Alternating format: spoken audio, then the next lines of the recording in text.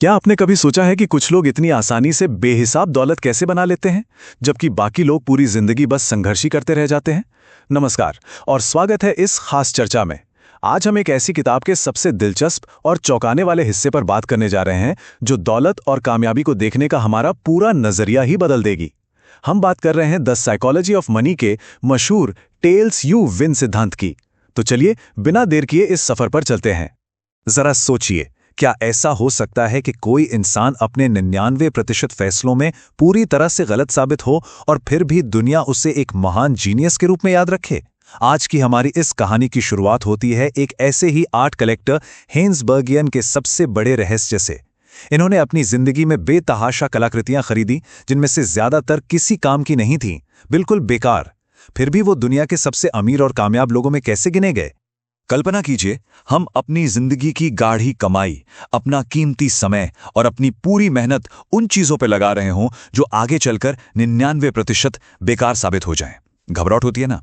हम सभी को अपनी जिंदगी में फेल होने से बहुत डर लगता है, चाहे वो एक छात्र हो, नौकरी पेशा हो या फिर अपना बिजनेस शुरू करने वाला कोई नया उद्यमी। हम सब गलतियां करने से कतराते हैं, लेकिन हेन्स बर्गविन की ये कहानी निवेश और जिंदगी का एक ऐसा गहरा रहस्य खोलती है जो इस डर को हमेशा के लिए खत्म कर सकता है। भाग 1, अनोखा हिम युग यानी आइस एज सिद्धांत। अब इस रहस्य की गहराई को पूरी तरह से समझने के लिए हमें कुछ पल के लिए कला की इस दुनिया से बाहर निकलकर सीधा पृथ्वी के इतिहास में चलना होगा। सुनने में शायद थोड़ा अजीब लगे, लेकिन सचमुच दौलत और कामयाबी के इस सबसे बड़े रहस्य का जवाब सदियों पहले आए उस आइस एज में छिपा है। वैज्ञानिक बताते हैं कि आइस एज की शुरुआत किसी बड़े भयानक तूफान या रातों रात आई किसी प्रलय से नहीं हुई थी।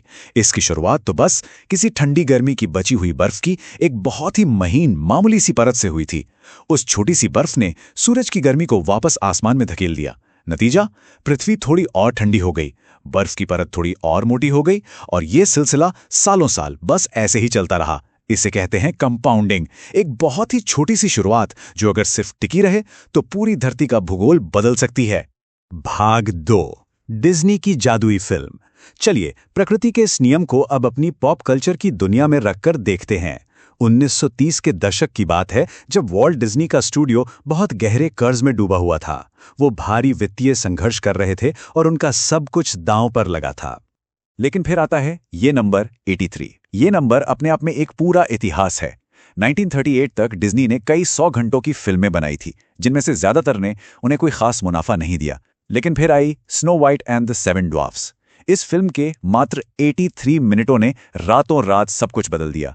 उन 83 मिनटों की भारी सफलता ने डिज्नी के सारे पुराने कर्ज खत्म कर दिए और स्टूडियो को उस मुकाम पर पहुंचा दिया जो आज हम सबके सामने हैं। और यहीं आकर हमारे आर्ट कलेक्टर हेन्स बर्गविन का रहस्य भी पूरी तरह सुलझ जाता है। वित्तीय भाषा में इसी चीज को टेल इवेंट कहा जाता है। एक ऐसा दुर्लभ और असाधारण परिणाम जो बाकी सभी छोटे मोटे नतीजों पर अकेला भारी पड़ता है। हेन्स ने असल में एक इंडेक्स फंड की तरह काम किया। उन्होंने भारी मात्रा में आम पेंटिंग्स खरीदी। उनकी 99% खरीदारी शायद बेकार ही निकली, लेकिन वो जो 1% टेल इवेंट था ना, जैसे पिकासो की कोई महान पेंटिंग, उस एक मास्टरपीस ने बाकी सारे नुकसान की भरपाई कर दी और उन्हें बेहिसाब अमीर बना दिया। भाग 3, वेंचर कैपिटल का असली गणित। तो चलिए इस टेल इवेंट के नियम को आज की आधुनिक वित्तीय दुनिया में रखकर देखते हैं। कभी सोचा है कि दुनिया की ये जो बड़े बड़े वेंचर कैपिटलिस्ट्स और अरबपति हैं, ये असल में काम कैसे करते हैं? क्या इनके सारे फैसले हमेशा सही होते हैं? वीसी इन्वेस्टमेंट्स की असली और कठोर सच्चाई कुछ ऐसी दिखती है। अगर कोई वीसी 50 नए स्टार्टअप्स में पैसा लगाता है तो वो पहले से मानकर चलते हैं कि उनमें से 25 तो पूरी तरह से डूबने वाले हैं। करीब 10 ठीक ठाक चलेंगे, 13 में थोड़ा बहुत मुनाफा मिल जाएगा। लेकिन असली जादू होता है सिर्फ उन 1 या 2 बड़े बोनांजा से जो बाकी 49 इन्वेस्टमेंट्स के नुकसान को कवर करके उन्हें 100% मुनाफा दे जाते हैं। यानी भारी संख्या में फेल होना कामयाब होने की प्रक्रिया का ही एक स्वाभाविक हिस्सा है। और दिलचस्प बात यह है कि इसे सिर्फ शेयर बाजार या बिजनेस तक सीमित मत रखिए। यह हमारी और आपकी रोजमर्रा की जिंदगी का हिस्सा है। एक फ्रीलांसर 10 क्लाइंट्स को पिच करता है, तब जाकर उसे वो एक बड़ा कॉन्ट्रैक्ट मिलता है। एक कंटेंट क्रिएटर लगातार 100 वीडियो बनाता है, तब उसका कोई एक वीडियो वायरल हिट होता है। एक छात्र 50 अलग अलग कंपनियों में इंटरव्यू देता है, तब कहीं जाकर उसे एक बेहतरीन जॉब ऑफर मिलता है। सच तो यह है कि हमारी पूरी जिंदगी ही इन्हीं टेल इवेंट्स के आसपास घूमती है। भाग 4 निवेश में सफलता की सच्चाई। अब यहां से एक बहुत ही गहरी और सुकून देने वाली सच्चाई निकल कर आती है। बिजनेस और जिंदगी में सफल होने का असली मतलब ये बिल्कुल नहीं है कि हमसे कभी कोई गलती ना हो। खुद को इस बात के लिए आजाद कीजिए, हमें हर बार सही होने की कोई जरूरत नहीं है।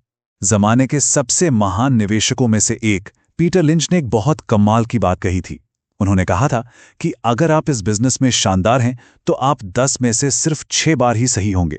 जरा सोचिए, दुनिया का सबसे बेहतरीन दिमाग भी ये मानकर चलता है कि वो 10 में से 4 बार गलत होगा ही होगा।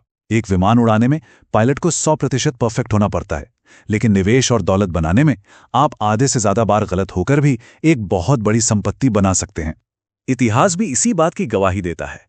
नेपोलियन ने एक जीनियस की परिभाषा कुछ इस तरह दी थी, एक ऐसा व्यक्ति जो एक आम काम को तब शांति से अंजाम दे सके जब उसके चारों तरफ सब लोग पगला रहे हों। निवेश और करियर की सबसे बड़ी कला यह नहीं है कि हम कभी हारे ना, बल्कि कला यह है कि जब चीजें खराब हो रही हों तब हम शांत रहें, टिके रहें और आगे बढ़ते रहें। यही निरंतरता इंसान को लंबी रेस का घोड़ा बनाती है।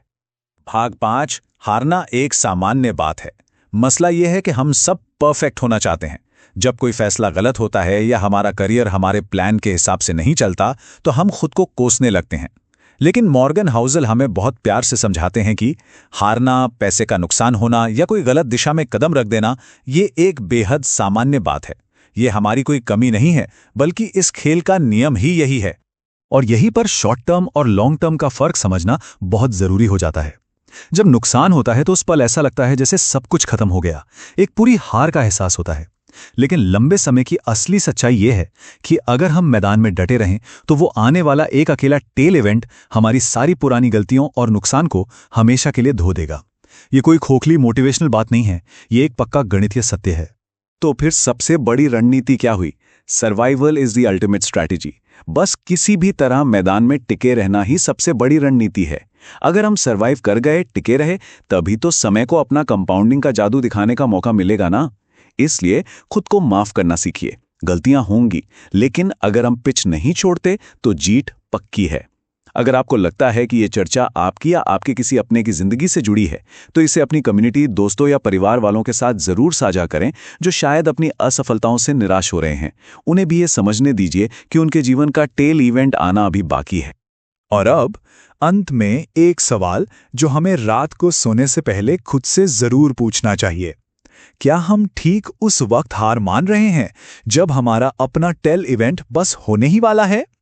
इस सफर पर डटे रहना सबसे जरूरी है, क्योंकि सच्चाई ये है कि हमें सिर्फ एक बार, बस एक आखिरी बार पूरी तरह से सही होना होता है। आगे बढ़ते रहिए और दौलत के इस मनोविज्ञान को गहराई से समझते रहिए। अगले अध्याय में एक और नए रहस्य के साथ फिर मिलेंगे।